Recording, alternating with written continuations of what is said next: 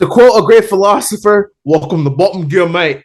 Today on Bottom Gear, I drive a silent electric car, Hammond uses the toilet, and James commits awesome. Welcome back to another episode of the M&K Productions Podcast. I'm your host, Mac. Joined here as usual. I'm joined again by my co-host, Kristen, aka Miss Flamingo. How are you doing today, Kristen? Once again, I'm gonna wave to the camera, even though we are an audio podcast. Hello, how are you, Mac? I'm doing good. Just chilling. It is an early 11 o'clock. Like ice cream, chilling. Ice cream, chilling. Yeah, sorry, I just need to acknowledge because the Selena Gomez documentary dropped, and I'm very excited about it. We are not alone. We have a special guest, Kristen. You are the king or queen, I should say, of introducing our guest. So, would you like to introduce our guest for this episode? I am the queen of bringing in the guests for the show. Today, we have the one and only, we have Darius today, who runs the account Darius French. He is an Instagram account. He's always posting reviews and has great predictions on like what his score will be. He's a great fun guest. We enjoy talking about Big Time Rush sometimes. So I'm going to bring in one and the only Darius French. I hope you all brought your swimming trunks. You want to get flushed by the riptide. Oh my god. Oh man, Christian Mac. I can't tell you how excited I am to be on this podcast. One of the first few times I've actually been on the podcast in general, so I'm sort of going through the loop here at the moment. But nonetheless, I'm glad to be on here. No, we're so happy to have you. We love your enthusiasm. I enjoy your content page, so I'm happy to have you on, and you getting comfortable with a groove of enjoying the podcast world. So let's get the audience get to know you as an individual. How did you start your page? To be 100% honest, when I first started my page, I didn't even know if it was going to be a long-term thing. Then again, that's kind of how I was going through. That's kind of how I was going through life in high school at the moment. I was sort of going through the motions, not really knowing what I was going to do, but still going through it with the best of my ability. The very first, I don't remember the very first review that I posted on Instagram specifically, but the first review that I posted in general was the film Almost Christmas. That was like in November of 2016. Me and my mom saw it in theaters and like the late afternoon or whatever. And I don't know why. I don't know what gave me the urge, but I popped up on Snapchat. I put down my thoughts on the movie, and I ended up giving the movie like a 6.5 out of 10, something like that. Not bad, but I just felt like I had seen it before. Who was in the movie Almost Christmas? I kind of forgot who was in that. Danny Glover, Gabrielle Union, Kimberly. Oh, right. I know that film. Okay. Yeah. Also JB Smoove.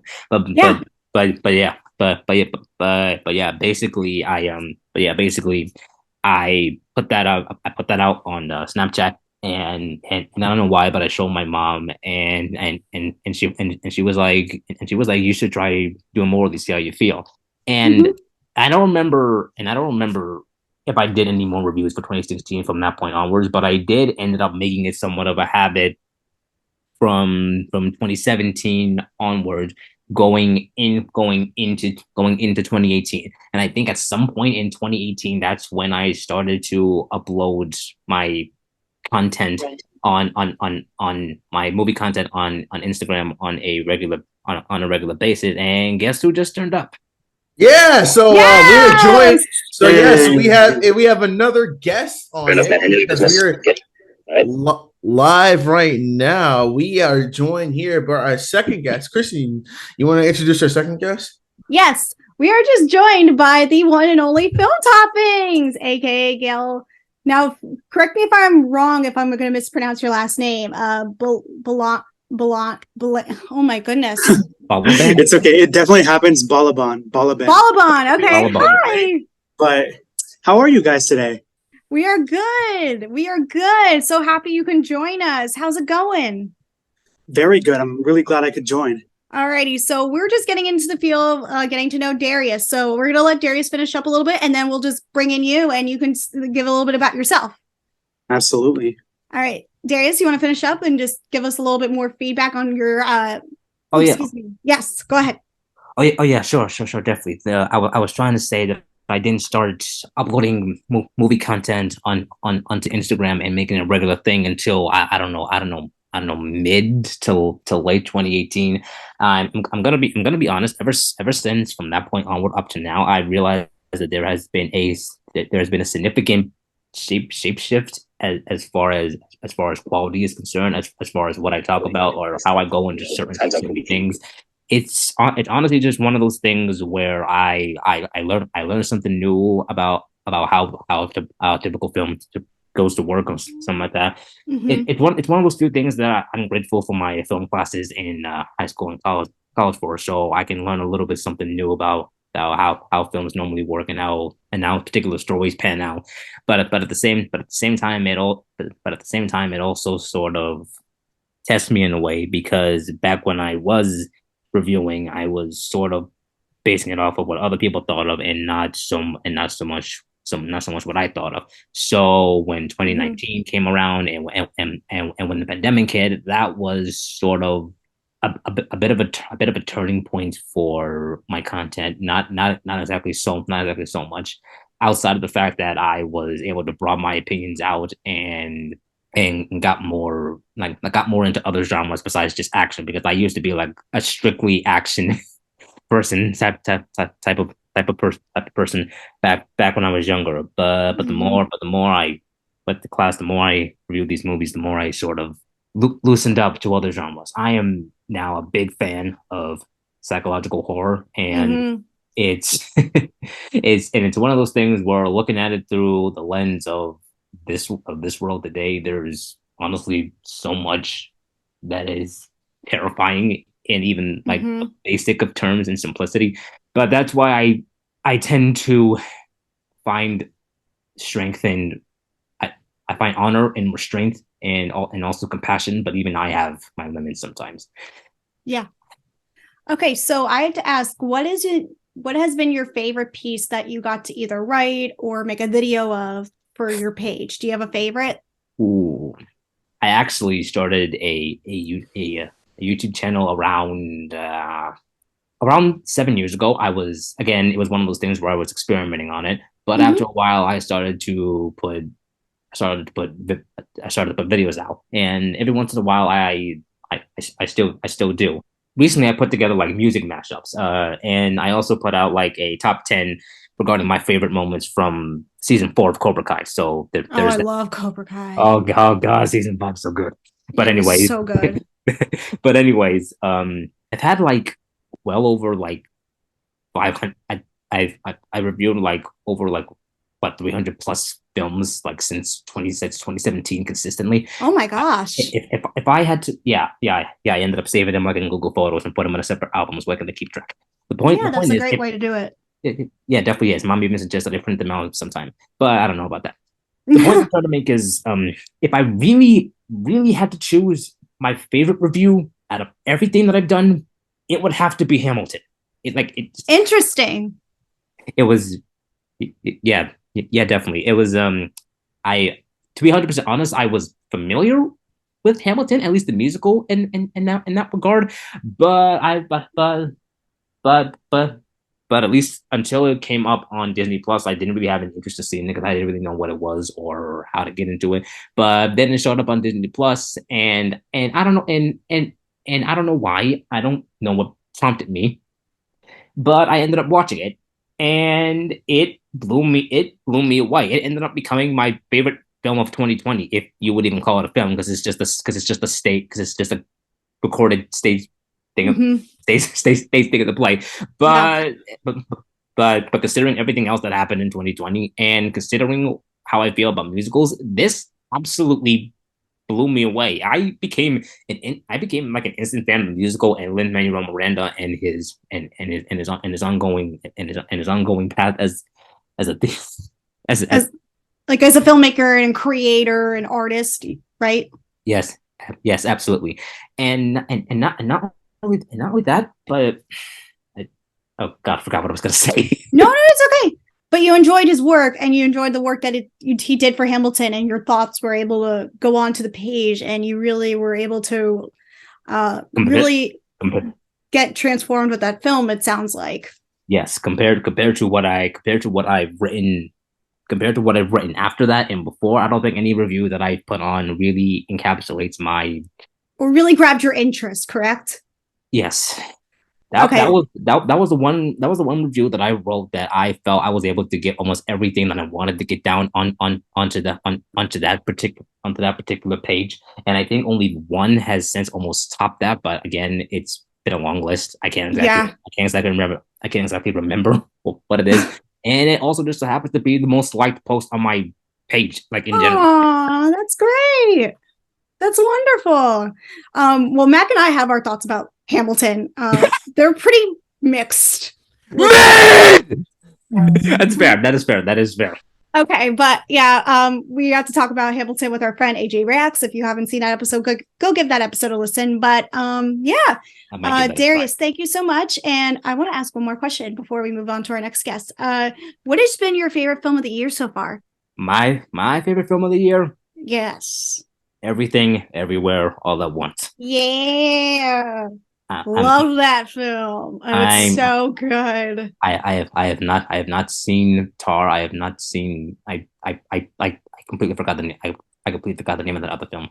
But as of this moment right now, Everything, Everywhere, All at Once still remains like my top film of the year so far. It pretty much jumbles together everything that I love about films in general, and manages to make something truly special with it that that hadn't really been.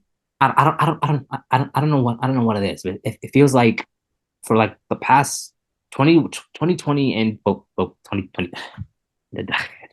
Never mind. I'm just rambling on here. It's okay. There's so much that I love about it that honestly it's not enough to just compose into just one. Yeah, no, I completely feel about the same way about Everything Everywhere All at Once. It's a unique film, and what the Daniel guys did, and especially with bringing on the Russo brothers, and it's definitely a unique film, and just a unique film to talk about in terms of its genres that it mixes and plays with, and it's just a one-of-a-kind film and something that you don't see from cinema from time to time again. So yeah, but thank you, Darius. All of Darius's pages, we'll even include the YouTube channel down in the description below if you're watching it on YouTube, but for now, also go check out his page. It'll be available. And now let's bring on our next guest. We have also Film Toppings, aka Gal from. I hate to correct you here. I pronounced my name Gal, but it's totally fine. Oh, okay. I'm so sorry. Oh, I always. You're good, Kristen. Oh, I'm so sorry. Thank you so much for joining us for our special episode today. Yeah, of course. So, if you don't know, you can find me on Instagram or Facebook, etc., as Film Toppings. I've done YouTube for quite a bit. I started reviewing movies at a much earlier age, I'd say, because I started my Instagram page when I was only 12. Oh my gosh. But yeah, I've always been into movies, so I just started to adapt it into something that I could like interact with consistently for a while. And I think I also got into like certain movies before other people did when it comes to age. Like I was 12 years old going to the theater to see Birdman or those kind of movies. And so, yeah, basically a lot of like, how do I say this? A lot of like my activity now has become like mostly on Instagram, even though I started on my website. And now I also have a podcast called Film Fanatics with my good friend Alan. And that's both on Spotify, and we do YouTube videos as well. And Kristen, you might not know this, but I'm part of a thing called the League of Cinephiles. Yes, you are. Yeah. So, and recently we all met up at the Toronto International Film Festival, which was one of the most unforgettable weeks of my life. Aww. So that's a bit. Next time you'll come, hopefully. Yeah, I'm hoping to get to Toronto one day. It's on my bucket list of stuff to like always attend and just go to, because it's just a beautiful festival. I'm great to know that you had fun at Toronto, and you have like do all sorts of crazy things. We're both part of League of Cinephiles as well. And I know you're part of the critics circle together, and there's like all sorts of stuff that happens on the film Instagram community that some of y'all may not know or aware of, but there's all sorts of stuff. The film Instagram community, I feel like, is growing drastically. And it's kind of crazy. It's unique. Everybody has an opinion about cinema. It's a lot of fun. So, but yeah, what has been your favorite piece of work that you've done for the account, and maybe what have you done? Maybe a podcast episode that you got to do, or maybe a YouTube video you've done. So, what has been your favorite? That's a really good question. I think when we most get into it on our podcast is when we do our top 10 lists. So that's every every 7 or 8 episodes, or either like midway through the season or at the very end of the season. So our season finale was for season 1 was our top 10 favorite movies of all time, because we had done like top 5 musicals and top 5 romance movies to make for like when In the Heights came out or whatnot. But then we did top 10 of all time, and we always reveal it on the spot, so we don't see it before we reveal it to each other. Oh, that's fun. So one of ours that we did was top 10 favorite actors and actresses when our friend Yarden came on, who we know from school. And I think that was a ton of fun, because when you bring up an actor, let alone 10 per person, there's just like a massive filmography behind each person and a lot of range that you can dig into. And then we also did favorite directors with Alex Homer, which I think was great, because he's very into like 50s, 60s cinema, which is great. I love those as well. I just haven't seen as much as him.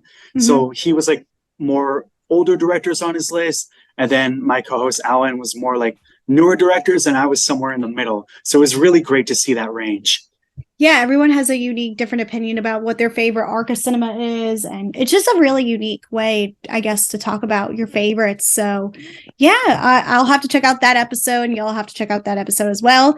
And guys, if you don't know, Mac is actually getting ready to create his and review his like favorite 100 films of all time. Is that correct, Mac? 100. Yeah, well, it's 101. So 101, you upped it up? Yeah. I swear I told you 101 before, but yeah. So what I'm doing is that I'm taking 101 films, like no particular order. So I'm just gonna like make it and just do like a part 1, part 2, because I got inspired by a YouTuber. He doesn't do videos anymore. Diesel Patches on the second channel. Weasel Patches. He did his favorite 50 movies, and he split it up into like 3 videos. I said, no, I'm gonna try that. So then I got everything written out. So I'm just working on it. But yeah, that's probably gonna be.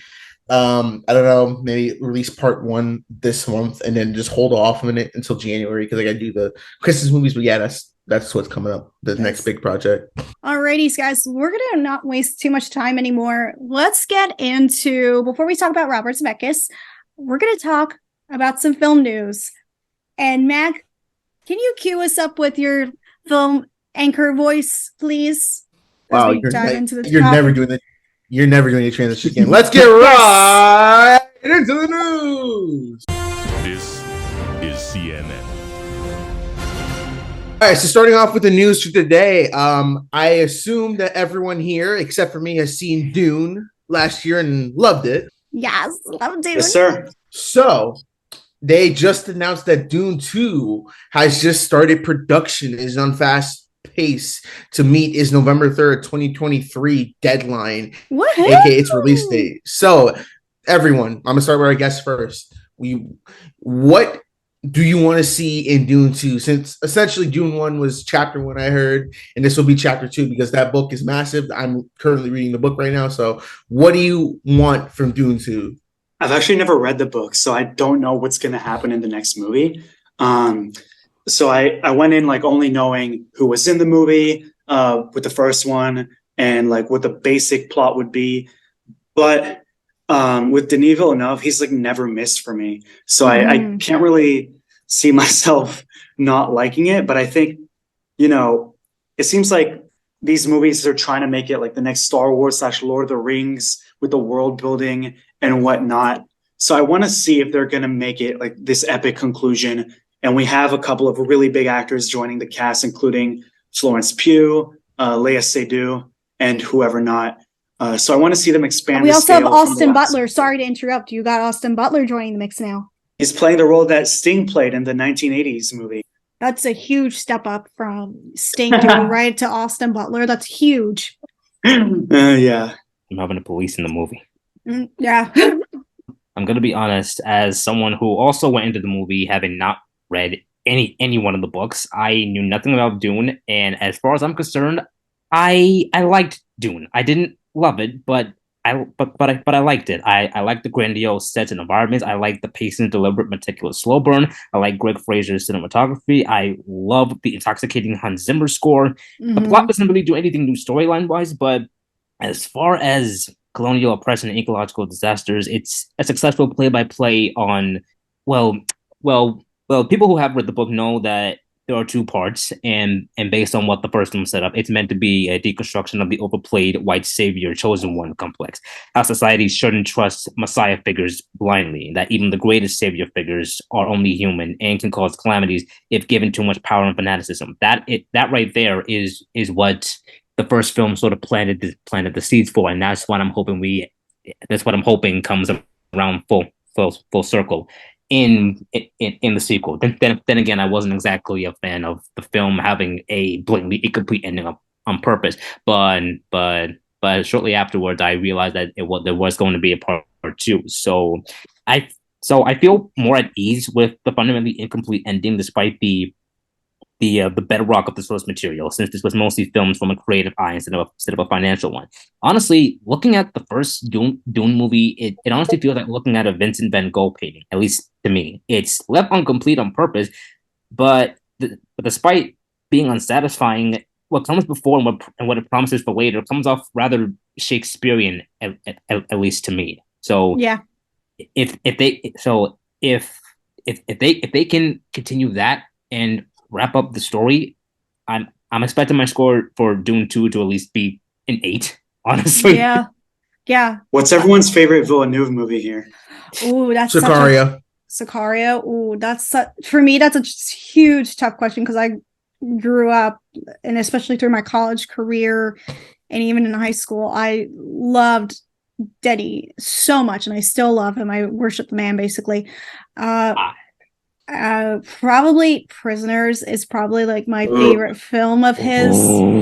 It's because it's such an underrated film that does not get the attention. It gets the attention from film fans, I feel like, from some critics, but for mainstream audiences, they aren't aware about it because there's so many people I talk about that film today, and they're like, "Oh, what's Prisoners?" And I'm like, "You don't know Prisoners? You don't know Prisoners?"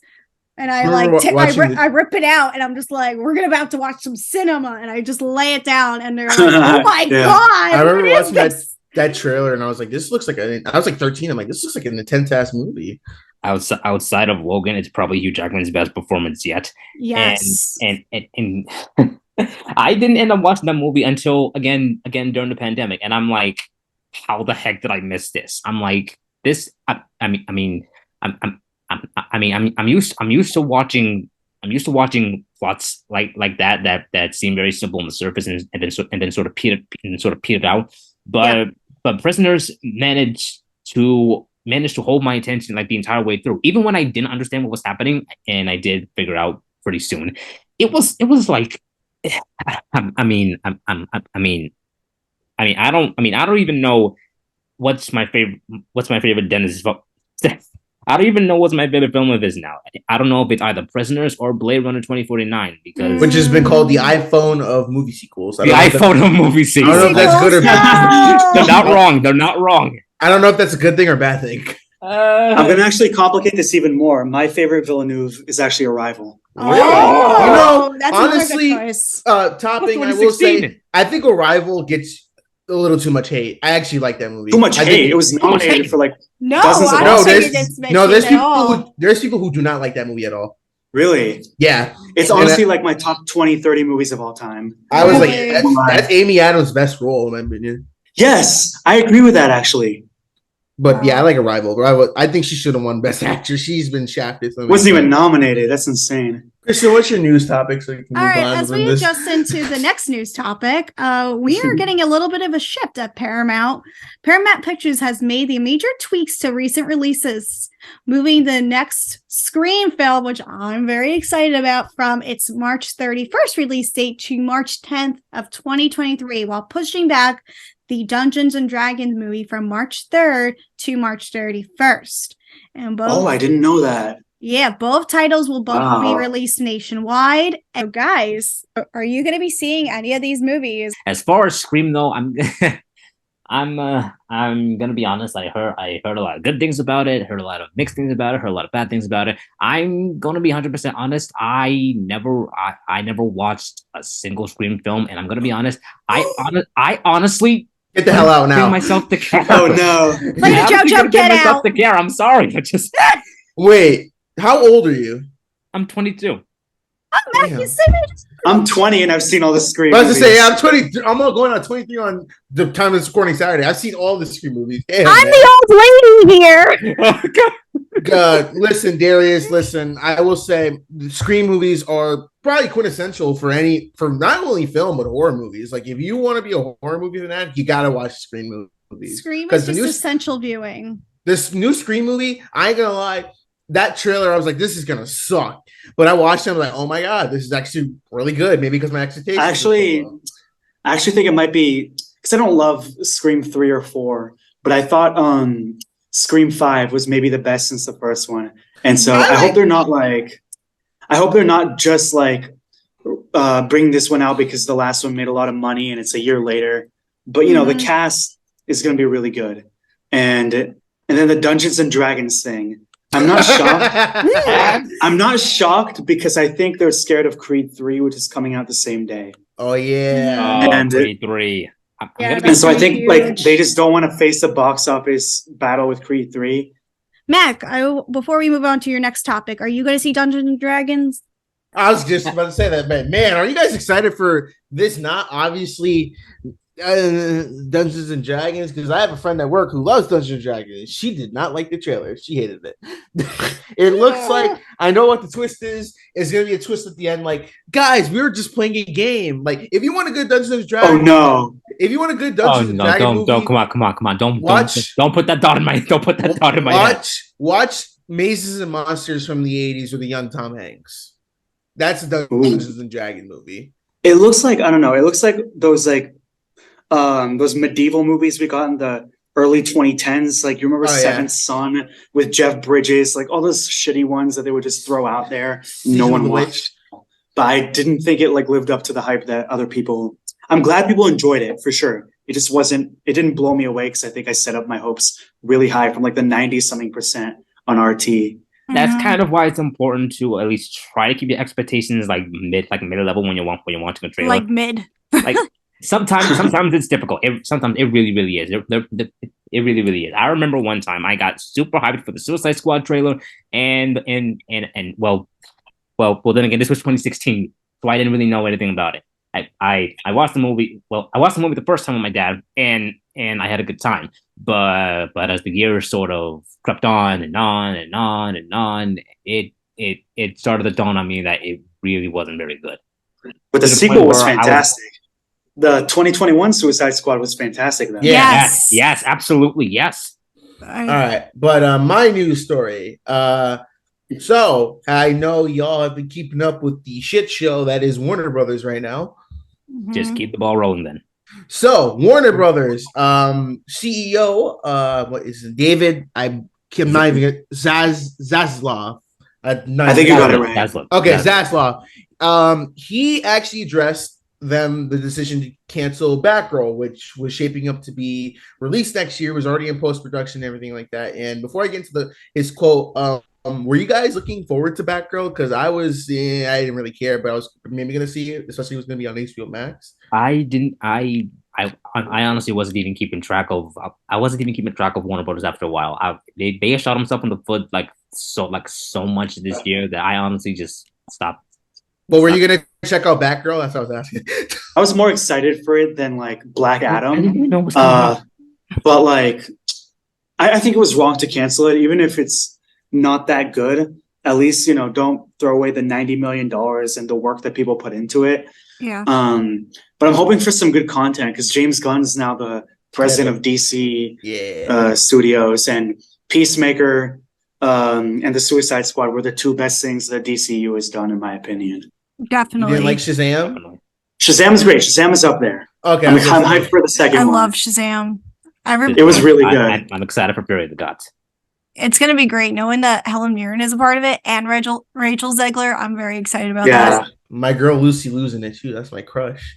Aww. But yes, David Zaslav's comment about canceling Batgirl. Let me be clear: we did not get rid of any show that was helping us. Naturally, this isn't going to play very well. Oh yeah, this is more than just a dollar tally of what we've said on an expense line. It is more than just a number. We are fundamentally rethinking and reimagining how this organization is structured, and we are empowering our business unit leadership to transform their organizations with an owner's mindset and a view on quality and accountability. The decision to not release Batgirl reflects our leadership's strategic shift as it relates to the DC Universe and HBO Max. Leslie Grace is an incredibly talented actor, and this decision is not a reflection of her performance. We're incredibly grateful to the filmmakers of Batgirl and Scoob Holiday Hot. I mean, what two films to put in that category, and their respective casts, and we hope to collaborate with everyone again in the near future. So that's basically saying, shut up, we canceled it. What are you going to do about it? So why do you feel about I swear to God. I swear to God. I swear to God. I swear to God. I swear to God. I swear to God. I swear. He's not helping his case. Like, no. I get that the merger just happened and like the movie was already in production, but like the movie already got greenlit, it got written, it was editing. Just throw it out there. It's not like it's a Batgirl movie. It's not gonna make him lose millions of dollars. Like if you want to cancel Batgirl 2, then fine. But yeah, that's my take on it. Even if the movie wasn't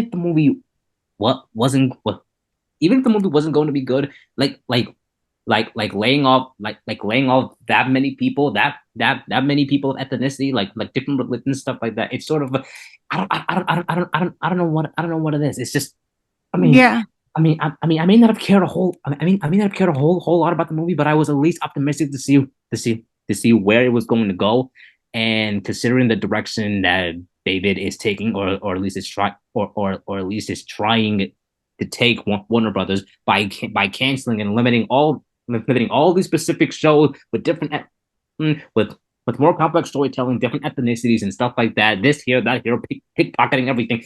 It's just it's really aggravating, and it honestly makes me worried for the state of not just DC but the company in general, because it really just begs the question, with him in charge, how much is James Gunn and Peter Safran even really going to change? How much is they made $3,300,000 this year, and they still lost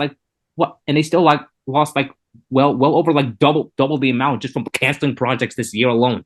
Right. Yeah. So it's just more like because I saw articles saying that he wants the DC movies to be like these big budget spectacles, like a Black Adam. And while that can work, I think what has separated DC from Marvel over the years, because look at their two movies recently, Joker and the Batman. They're not part of the DCEU, but they're more slower type comic book movies. And from its box offices to the performances to the reception, that's something people want as an alternative. Like, you could do big budget stuff, but it's always good to be diverse, because look at Marvel starting to figure out that, like, hey, maybe we should actually, because that Werewolf by Night, people say that's the best thing they've done in the new Phase 4, even though it's its own independent thing, because it's different. And it's good to have DC as an alternative. But you saying, hey, we're going to cancel this because it cost too much money, the budget was $90 million, and you're going to be like, yeah, we're going to cancel it because it just didn't look like it was going to be good, but we're going to work with everyone else again, huh? I think that's just very weak and stupid. Yeah. It's bullshit. Yeah, it's not a great answer, unfortunately. And you're right, Mac, on that front. So moving on to another more news on my end. This is the continuation of Warner Brothers. The HBO Max and Discovery Plus service is coming sooner with the mergers, coming out sooner than expected.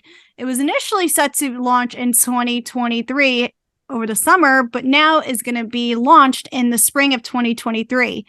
With the ongoing changes happening at HBO, a major show has been canceled. Bad Robots Westworld. The series just wrapped its fourth finale on August 14th, and now fans are very shocked to hear about this recent cancellation. The series had included like Anthony Hopkins, Ed Harris, Tessa Thompson, Evan Rachel Wood, Jeffrey Wright, Luke Hemsworth, Paul Rudd, just to name a few. And yeah, I'm very shocked to hear about the news because the last season 5 was going to be the recent wrap up. Guys, how do you feel about the cancellation and as the biggest show as it was Westworld? So what is one show also that you're afraid that might get canceled at HBO?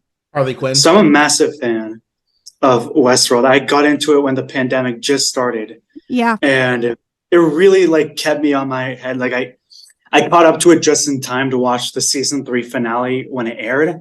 Mm-hmm. And literally still one of my favorite shows.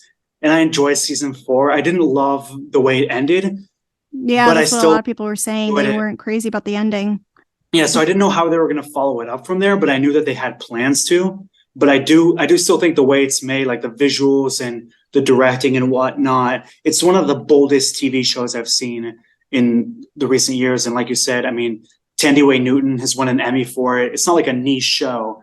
It's a really big thing. So if they made it explicit that they wanted to make it the final season, so I am surprised that they didn't let that happen. Yeah, I'm surprised, or even just cut back maybe on episodes because it's so beloved by a lot of sci-fi fans.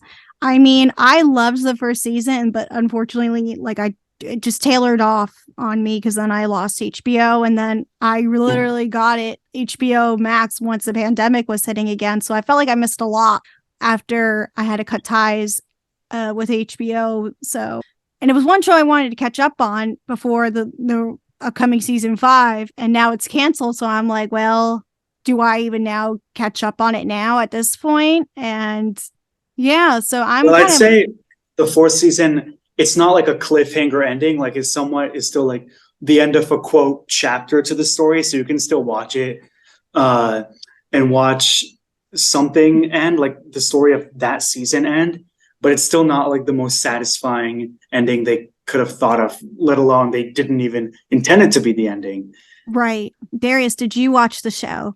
And what is one series you're hoping they don't cancel at HBO Max since they're canceling all these shows?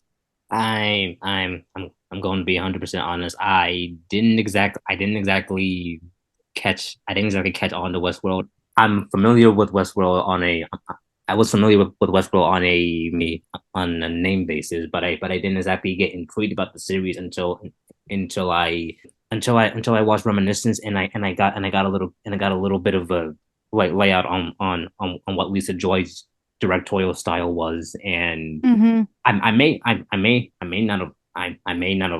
have liked Reminiscence. Its televisual storytelling really rubbed off on me like not well, but there were definitely some threads for potential storytelling to be had, and I thought that really interesting. That I thought that I could the thought of watching Westworld always crossed my mind, and honestly to hear it being canceled just when the 5th season was, I don't know.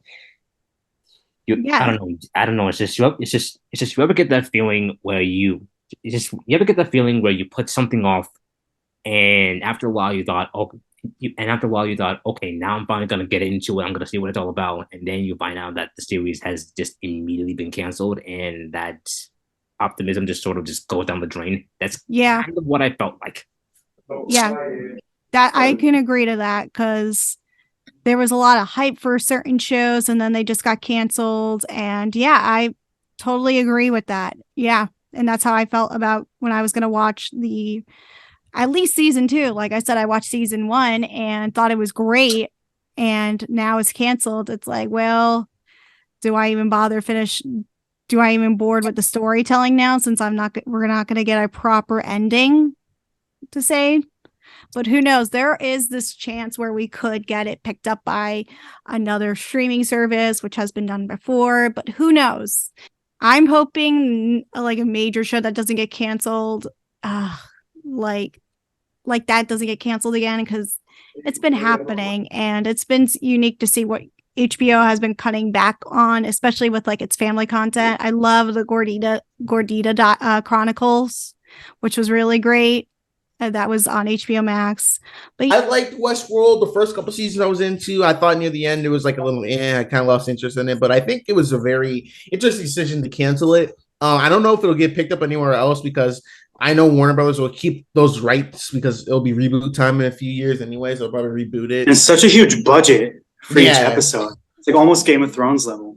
Yeah, so I can believe that. Yeah, they're gonna keep it, and they're gonna do like a Westworld Chronicles or something, and like do like different adventures in the Westworld. I thought like there was discussion about a spin-off series for it. I thought there was, but it could be wrong, so don't quote me on that. Because that's where Jeffrey Wright, I found him out on Westworld. I was like, he's a good actor, and now he's Jim Gordon. Jeffrey Wright was such a standout in that series. Yeah, but I think the one show I hope they don't cancel would have to be Harley Quinn, and a lot of Cartoon Network stuff, since Cartoon Network is starting. It's not dead. Cartoon Network's not dead. It's getting repurposed. I kind of hope a lot of the shows I still watch on there don't get canceled, because Cartoon Network has been a staple for it's its 30th birthday, so it's like it's been a staple in all of our childhoods pretty much. So hoping that Harley Quinn and a lot of Cartoon Network shows don't get. Whatever HBO does, they better not get rid of Succession. That's all I'll say. I think that's one of their babies right now. I don't see them canceling that. I think there's a lot of. I think it's like the most brilliant show on air right now. I'm more worried about Blue Beetle. Oh, don't worry. As long as Euphoria is making money, nothing else will get canceled. Yeah. How do you know they're going to cancel that too? They're not going to cancel. No, they're not going to cancel. No, not if Zendaya has won 2 Emmys, and that's like their golden child at the moment. That and Succession are their 2 golden child. Right, and right now their next golden child will probably be that Weekend series that's due to come out next year. So don't forget about White Lotus too. White Lotus too is great. And The Last of Us next year. Yes. Oh yeah. Yes. Last of Us. Yes. Maybe. Yeah. So there's a lot of stuff they're riding on for next year. So guys, this has been the news. So if you have anything that you want to send us, you want us to talk about, maybe in the next episode, send it on over to the M&K Productions at gmail.com. For now, we're going to jump into the world of Robert Zemeckis. All right, so today's topic, in honor of his recent Pinocchio movie, which has not been doing well, we decided to talk about the career of one Robert Lee Zemeckis, born in good old Chicago, Illinois. You may know Robert Zemeckis, for his many, many different films, from his Back to the Future films to Romancing the Stone, and possibly Death Becomes Her, but where he really and Forrest Gump and Castaway, I'm sorry, but what he was really known for growing up from my time, from the 2000s, was his mocap animated films with The Polar Express, Beowulf, Christmas Carol, Mars Needs Mom, Welcome to Marwen, and then currently Pinocchio. So today we're going to talk about some of our favorite Robert Zemeckis films and our least favorite Robert Zemeckis films. So I think it's right that I should start off with one opening thing, is that what was the first Robert Zemeckis film that y'all watched? What was the first one you're like, I know who that is? And like, what got you into Robert Zemeckis? So the first time I remember watching a Zemeckis movie is, I think, the same as a lot of people, which is in my youth, Back to the Future, that being. So I'd watched the trilogy for the first time when I was like really young. And I was never crazy about it until like the second time I watched it. I might have been 12 or something when I had gotten the DVD of the trilogy. And then I think the second time I saw Back to the Future was when it became one of my favorite movies. So of course I had seen all 3, because there's the second one where they go to the future and then they have to like redo the plot of the original in a way. And then the third one's like an Old West movie, pretty much. And then also, I guess if we're talking favorites, I think Forrest Gump is a huge stamp in my love of movies. And it's just crazy. It's crazy for me to think that it's the same person who did that, because in a way, I think he's had more duds than Spielberg, but he's sort of at that same level as someone who's as well known for drama as they are for for like ambitious sci-fi. Right. The first Robert Zemeckis film I saw would have to be The Polar Express, one of the most overrated films in all time, and I will die by that hill. Oh no, you're gonna hate me later Overrated. when I I actually kind of like Definitely. Polar Express. The Polar Express was also the first Robert Zemeckis film that I saw back then. I remember liking it back then. Nowadays, I'm honestly somewhere in the middle. I think the story is fine enough on its own. The animation is a little bit jarring. It's honestly one of those films where the more I look back at it, the more difficult it becomes. At least for me to at least rate it properly. I'll probably go back and try and review it again at some point. But as far as the Robert Zemeckis film that I remember the most, or at least the one that I love the most, it have to be Who Framed Roger Rabbit. Oh, that's a good one. I like That is that one. classic. Yeah.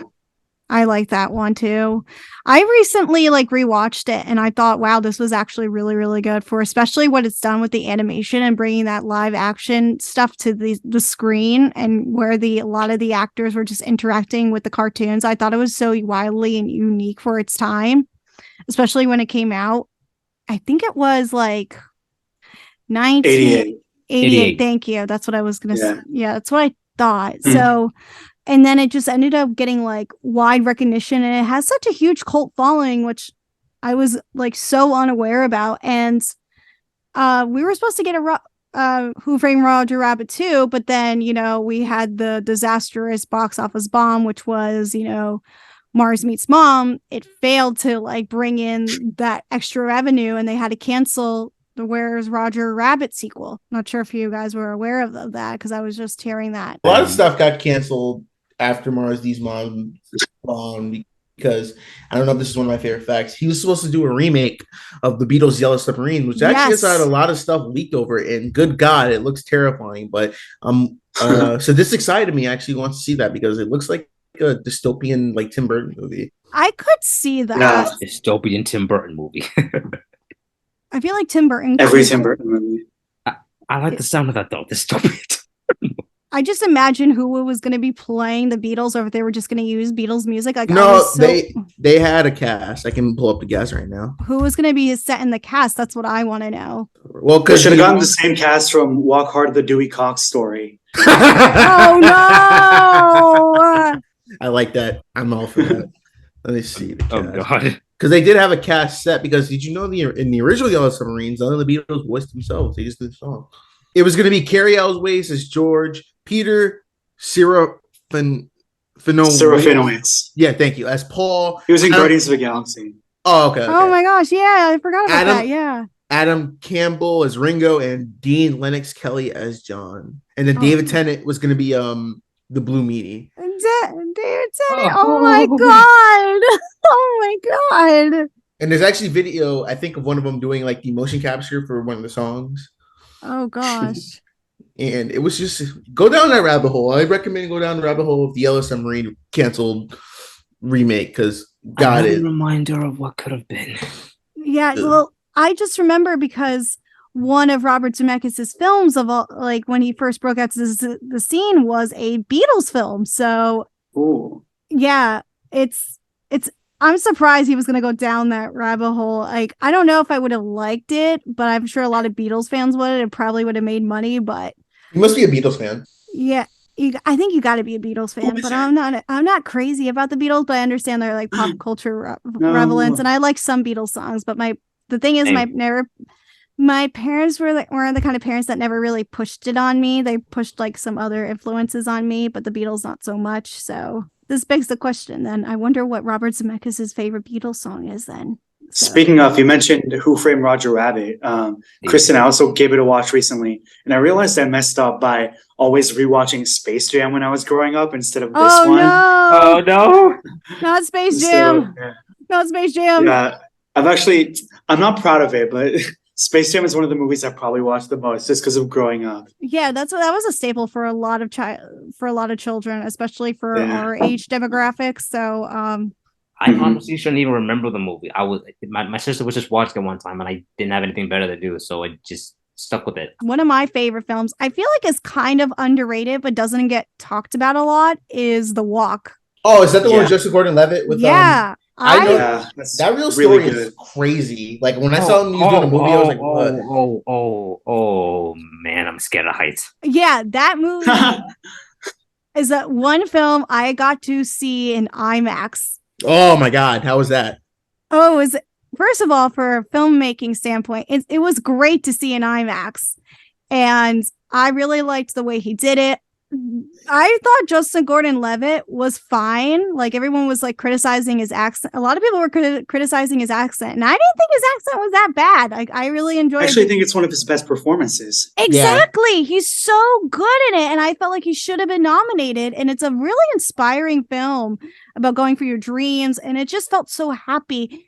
Do it illegally, break into a building, rock a tightrope. Yeah, why not? You know, just go for your dreams. Whatever it takes. Whatever it takes. Exactly. Go for your dreams. Just do it. I did think, do it. I remember with that movie, I remember as a kid because they wrote a children's book about it. And I was like, oh yeah. And I was like, I always want to know. And I really wish there was a camera there because I would want to see it live on the camera. We always on a GoPro. Not even that, like well, they did a documentary on it. It was called Man on Wire. Yeah, it's which really was good. Directed by James Marsh, who also did The Theory of Everything with Eddie Redmayne. Yeah. Which I haven't seen, but The Walk I thought was really great. I think if we're talking about what was his last really good or acclaimed movie, it might be that, because I think he always aims really ambitiously with the visuals. But here I think the story, like you said, really managed to rival the visuals too. And I saw it in theaters in 3D and it was great.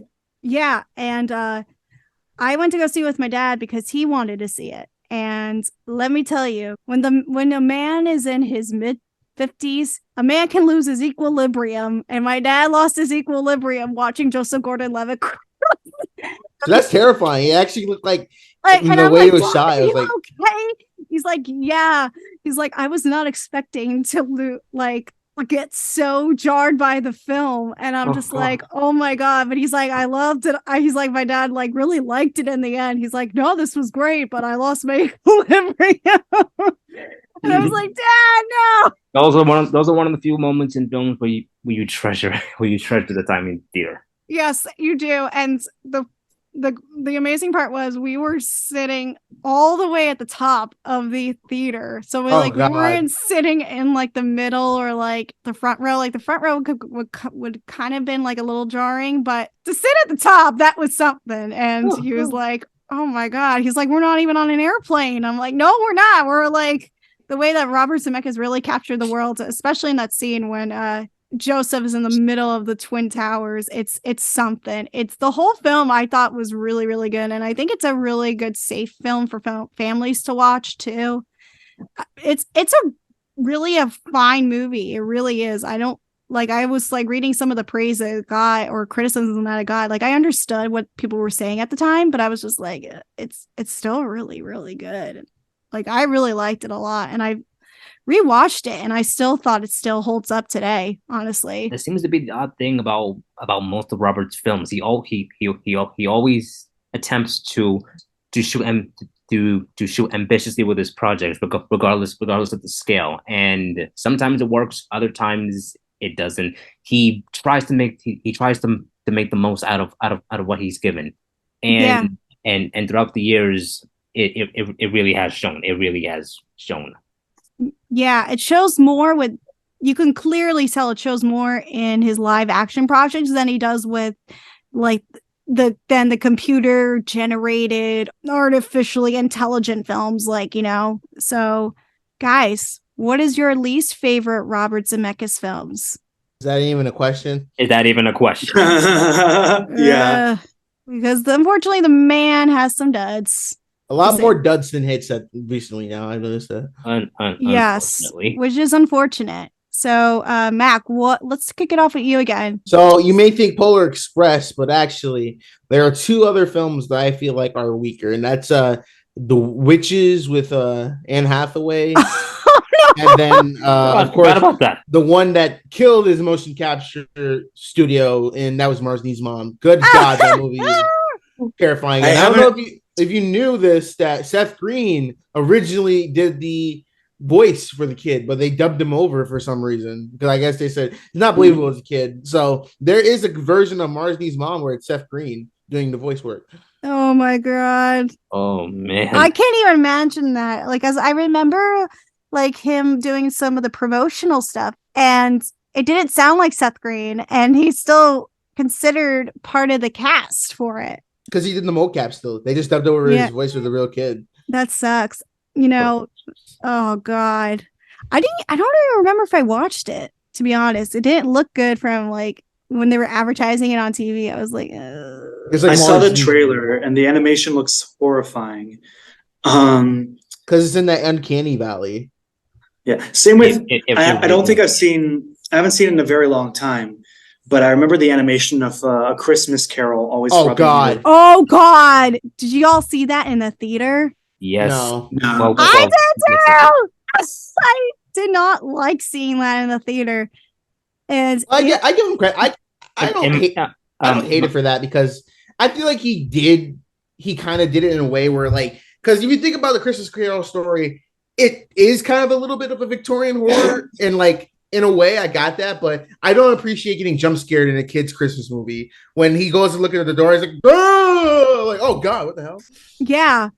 I just didn't like it overall from like the animation standpoint from it. Like I was like, oh, Jim Carrey in a Christmas movie, what could go wrong? And I just think that they just made it like just the way they made Jim Carrey's face and in the different ones, it just didn't stand well or stand out to anything.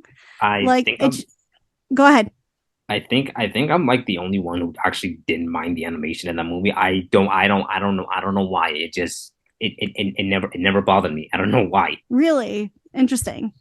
So, what makes it then your least favorite Robert Zemeckis film?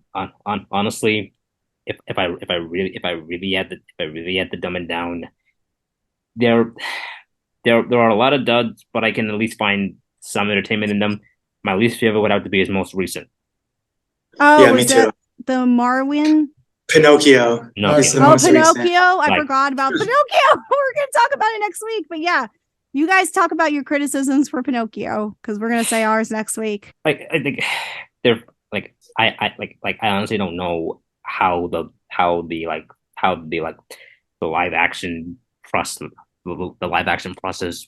works over at Disney. There's at least 4, maybe 3, maybe 4 live action Disney projects, at least in my opinion, over there that I didn't outright hate.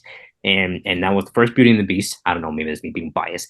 Aladdin, again, it's fine. And honestly, Cruella. I don't know if that counts as a. You didn't like Jungle Book 2016? No, Jungle Book is so good. Yeah, that's the 4th one. That's what I meant. Yeah, that's the 4th one. It's just, everything else has either really been straddling in the middle or just flat out down on the bottom. Pinocchio is not at the bottom of the barrel, but I'm at a point where like I don't know what you want me to say that many people haven't already said about it. I mean, it's a shameless hole. Most of these live action remakes just keep digging, and I mean, in my opinion, this was a project that was pretty much stuck in the state of perpetual limbo. Never mind his uncanny valley visual style. The direction for Pinocchio came off misguided as it does restricted, simultaneously half-assing and over-explaining the world, probably the innovation and making the characters lifeless and a tad bit obnoxious. Like, it's just, I mean, and not only that, but they completely butchered the point of the story. Like seriously, what was the point of the original Pinocchio? That no matter how many mistakes you make or bad things you do, you still have a chance to make up for it, never to do the right thing. The story was depending on him not just messing up and learning from those mistakes, but evolving beyond his naivete and really growing into his own.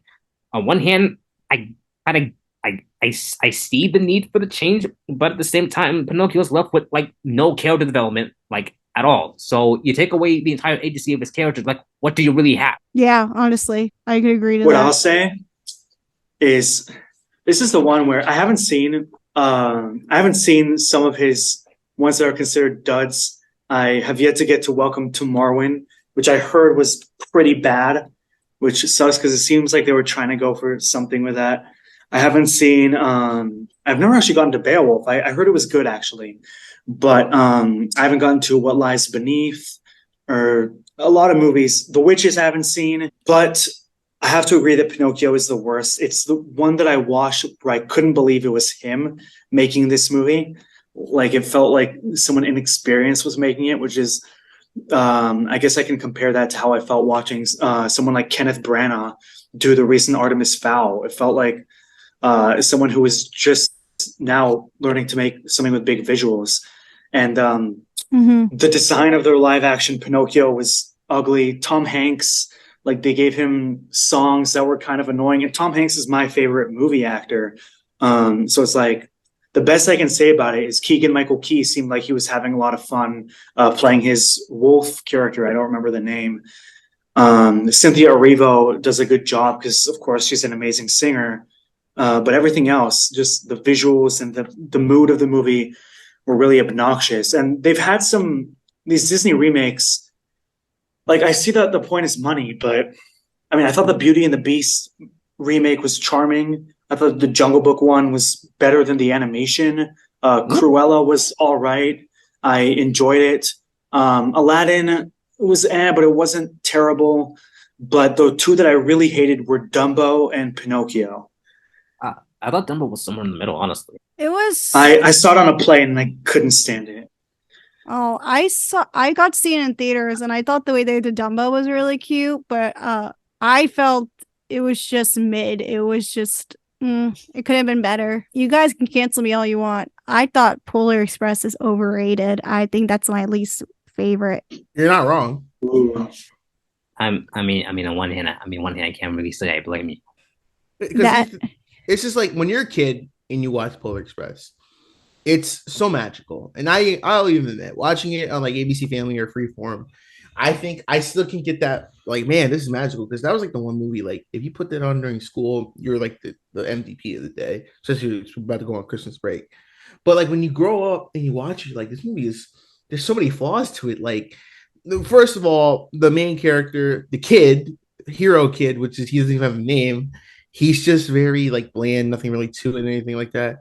And Wait, does he not have a name in the movie? No, in the credits it's just hero kid. Yep. Oh, do any of them have names? I do not remember. Let's see. Yeah, Tom Hanks is hero boy, hero girl, Billy the lonely boy, know it all. That's it. That's their name. Oh my god. Yeah. I think I know who Know It All is. It's the guy who they made a meme out of him where he goes, do you guys want to hear Sicko Mode? Motor. Yes. That's Know It All, right? Yep. I said Sicko Mode or Mo Bamba.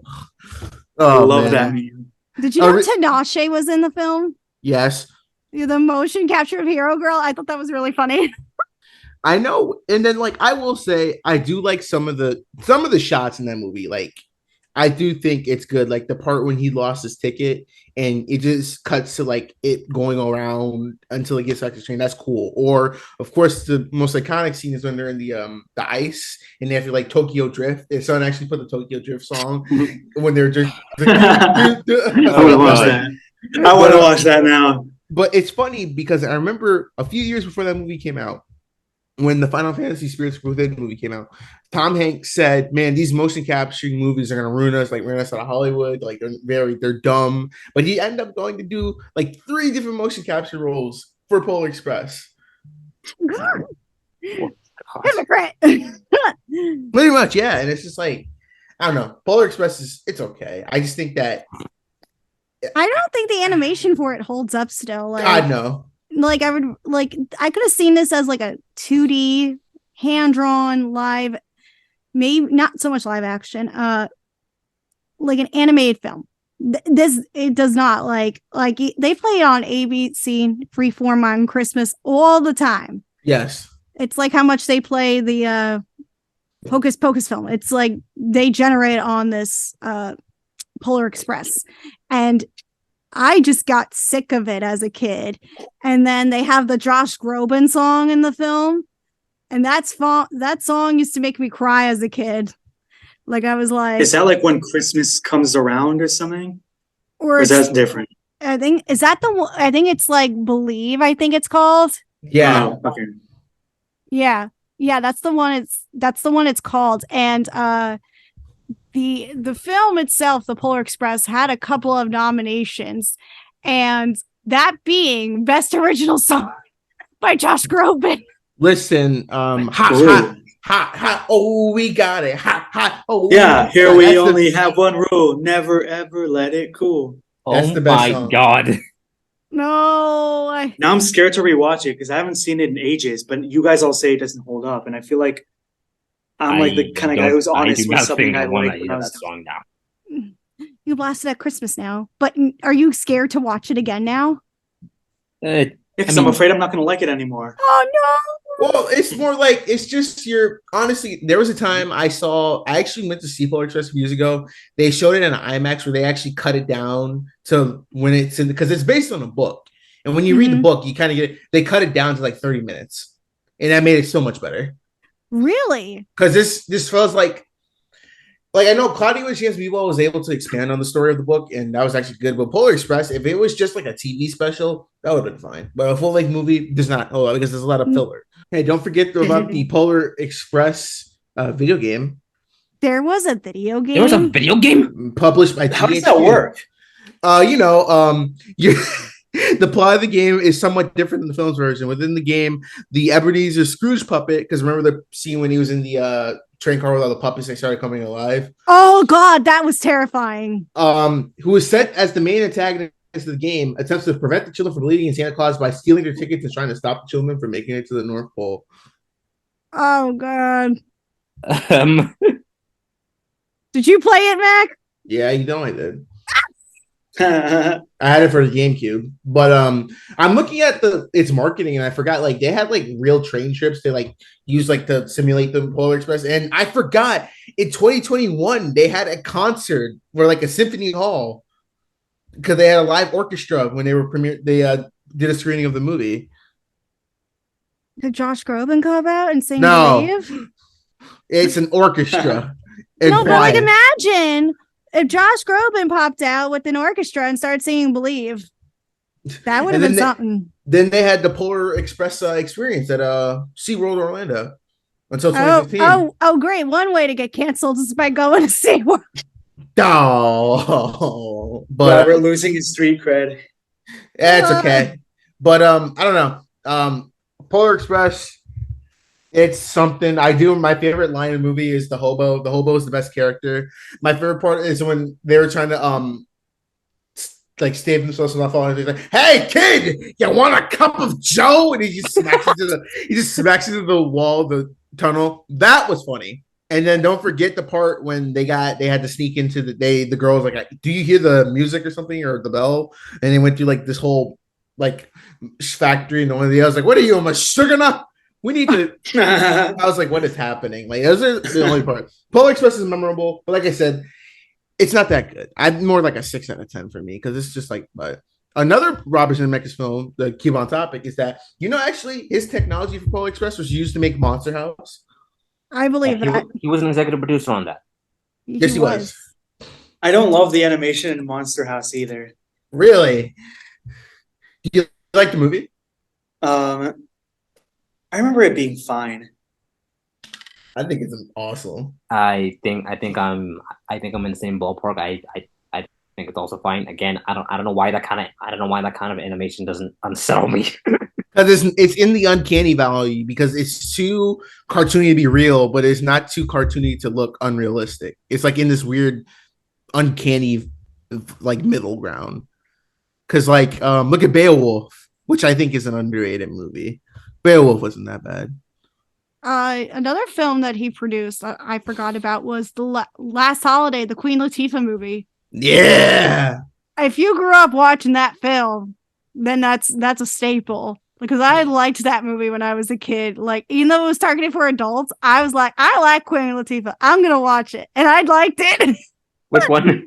Last Holiday. It's the Christmas movie. It's where Queen Latifah She just basically she finds out she has a almost like a brain cancer and only has a few weeks left to live. Yes, And I she remember goes on that. and she goes on a great European vacation. And the skiing It's supposed to be scene, funny. It's like a heartwarming film. It's like a comedy elements. Comedy elements in it. It's supposed to be sad, you know. She wants to live her best life and go on a dream, which was to If go. we're talking about underappreciated Robert Zemeckis, none of us have brought up Contact. Oh yeah, the Jodie Foster film, and Matthew I love that McConaughey. movie. Oh man, 1997. yeah, that was right after he won the Oscar. Don't forget about Flight. Denzel. Flight is really good. Flight is, I think, his last movie. That's not like. Well, I guess it's that big like plane crash scene. Besides that, he's not like playing out with the visual gimmicks. Yeah. So like, Flight was actually a good film where he actually was able to bring out a really good performance in Denzel Washington. And I agreed about him being nominated. He was nominated for it, and movie was nominated for writing. Movie was nominated for writing, and like that says a lot because a lot of his movies have been criticized for that lately. For that.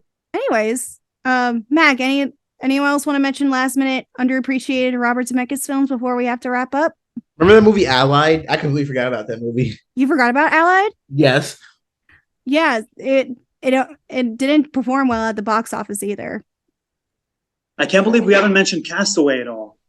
Castaway. Oh yeah, that's right. Castaway. Phenomenal movie. Okay, okay. Well, Castaway. I want to bring up Forrest Gump.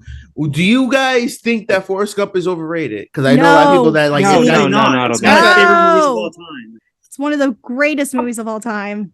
Yes. Wait a minute. How many of these how many of these Robert films have Tom Hanks in it?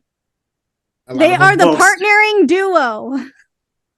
Most. He's actually going to work with Tom Hanks again in a upcoming film called Here, and it's going to star Kelly Riley, Robin Wright, and Paul Bentley.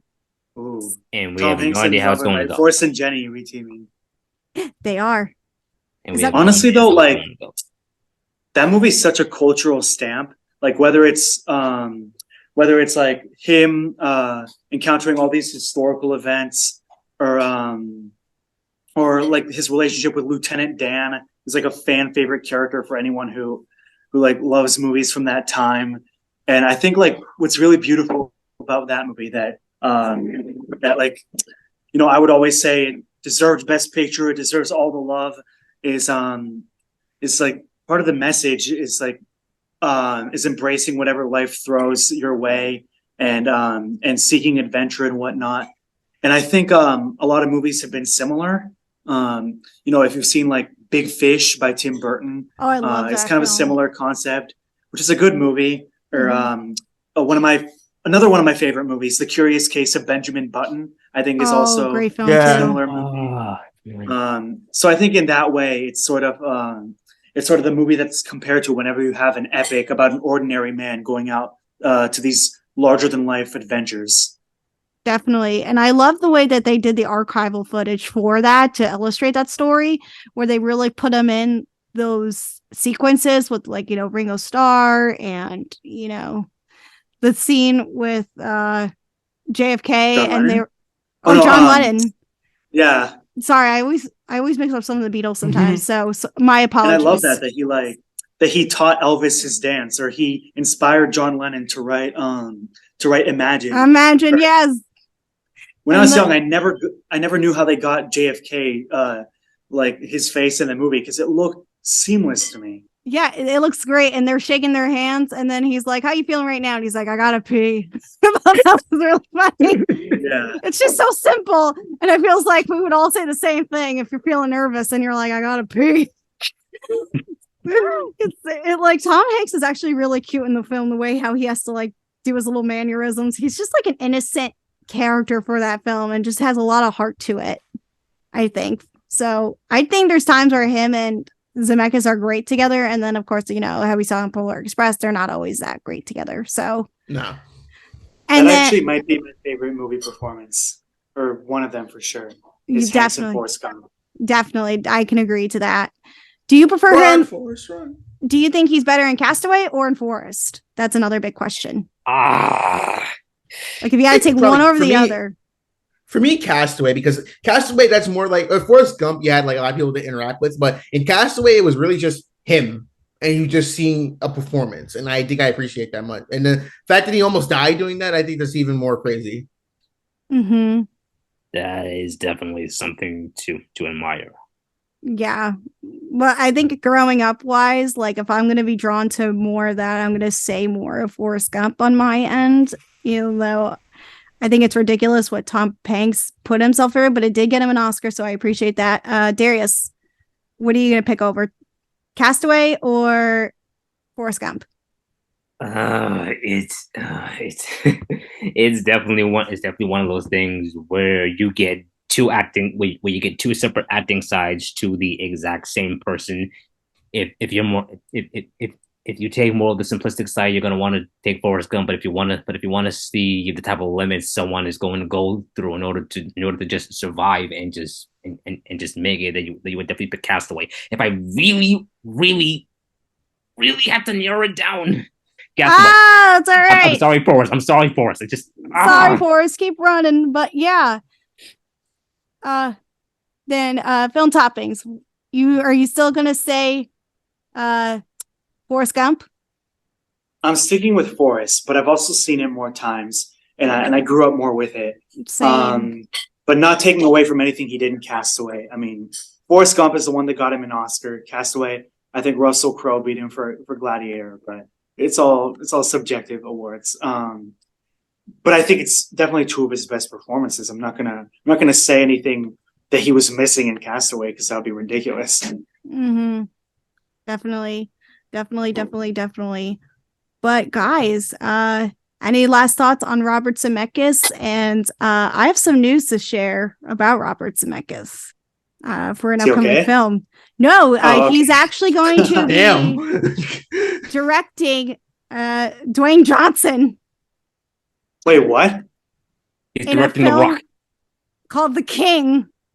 Isn't that a movie that they just did with Timothée Chalamet? No, that's a different film. It's right now, if you look on IMDb, this is in development. It's called The King. And it's going to be directed by Robert Zemeckis. Its writer is Randall Wallace.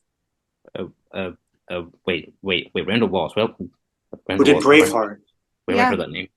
Which is funny because the main character in Braveheart's name is William Wallace. Yep. Yeah, he is going to be writing this film. He also wrote like Pearl Harbor and Heaven is for Real. Randall Wallace wrote Braveheart. Yeah. Man in the Iron Mask. And yeah, they're going to team up for this thing called The King that's based on a story about King Kamalia, I think I'm butchering that name. Fulfills lifelong prophecy of uniting the Hawaiian Islands. So they're going to work together. That's something a team up I would have never imagined. So I don't know if this is going to be like a live action type thing or an animated thing or computer. So it's going to kind of be in the realm of like The Woman King, like ancient traditional kingdom action. I don't know. Ancient historical revisionism, something like that. I guess that's what it could be. This is just what's showing up on IMDb. Yeah, that's one thing that we have looking forward to besides Tom Hanks and Robert Zemeckis teaming up again for a film called Here. But any last minute thoughts before we have to wrap up? Can't get worse than Pinocchio. Can't get worse than Pinocchio. Great way. Yeah. I'm not exactly so sure about that. I honestly wouldn't be surprised if they did the uncanny valley thing again with The Rock. I just want to see how ridiculous he would look in that. Oh God. That'd be worse than Scorpion King in The Mummy Returns. Oh God. It'll take a lot. It's gonna take a lot of effort to top that. Exactly. Yeah. Mac, any last words on Mr. Zemeckis? Nope. Before Steven Spielberg comes for our heads because they're best friends. No. Oh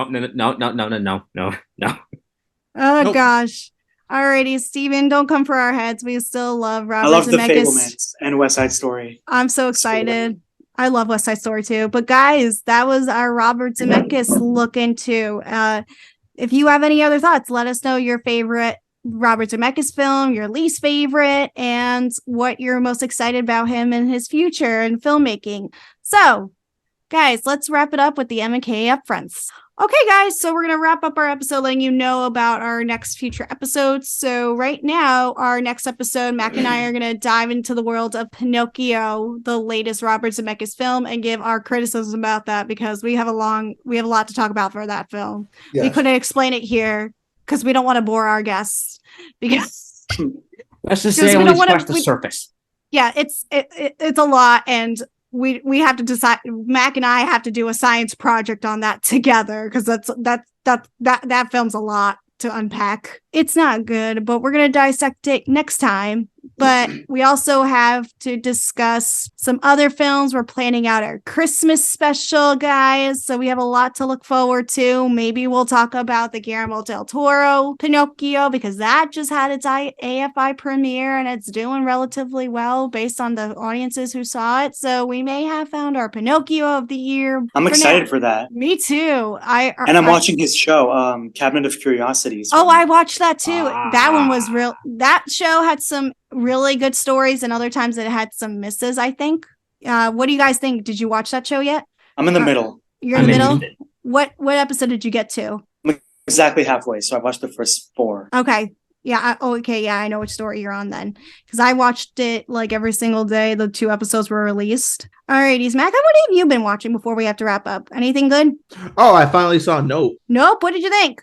It's pretty good. Pretty good. It's one of my favorites of the year. Ooh. I don't get why people. I can see why people say it's a disappointment. Honestly, I enjoyed it for what it was. It was good. Keke Palmer is great in that film. Oh my gosh, yes. Oh, she's the best. I do think that at least compared to Jordan's other works, I think this is my favorite of. Really? Yes, really. Ooh, that's When it awesome. comes to favorite directors or favorite like horror directors? I'd say favorite horror directors. He's more of a modern age horror director. We're seeing that more and time again, like Ari Aster as well, I think. So Gotta love Aster's work. I'm excited for anything. Or Robert Eggers. Yeah. Robert Eggers is great too. So guys, last minute thoughts? Or can we we're done. We're done. Yeah, I'm tired. Del Toro's Pinocchio will be better. Yep. Alrighty. Guys, great. Thank you so much for taking the time. Guys, thank you so much for listening. Be sure to give Film Toppings and as well as Darius French a follow. Their socials will be down in the description below. And don't forget to subscribe to the channel and follow us everywhere we go. Alrighties. Bye. Peace.